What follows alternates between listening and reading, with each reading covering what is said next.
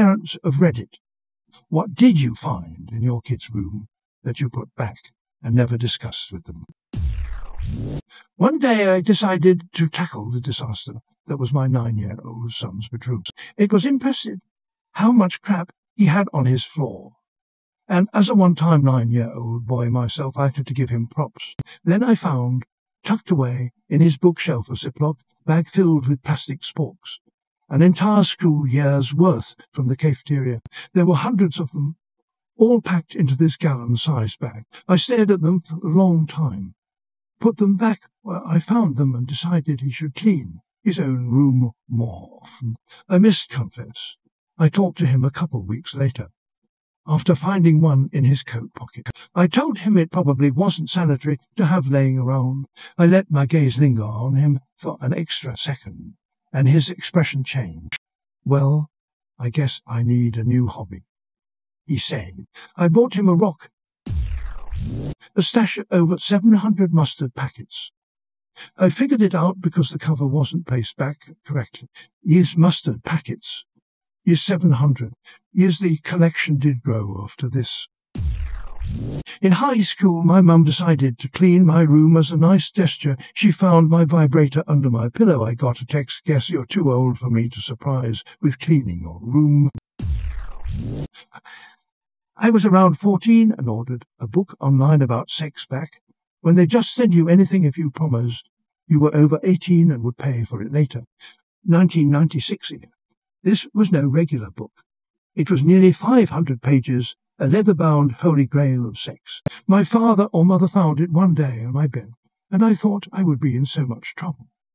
But they never said anything. A few weeks later, I go looking for it, and under their bed I find my book, a printed-out copy of the anarchist course. I took it all, and nothing has even been said about it to this day. One of them found the wand, the one I am pretty sure it was my mum, thinking it was mine, due to the looks of disappointment shortly thereafter I was getting. My son is a very talented artist.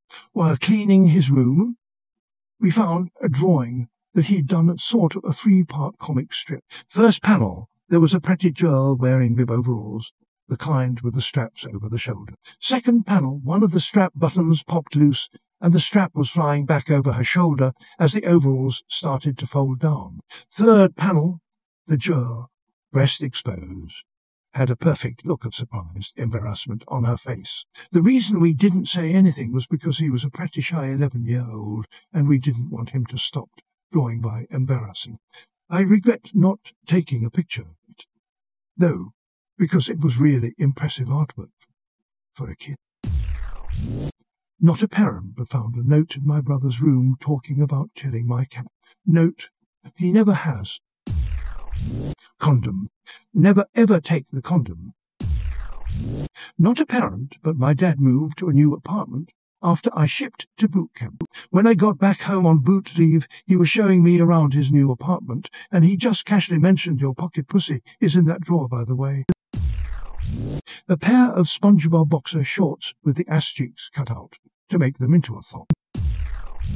When my late husband was 21 and we'd been dating for a year, he had me for something concerning and then went back to work, leaving his worried about his mum from up north, who was just there for his medical stuff, and his apartment alone with nothing to do.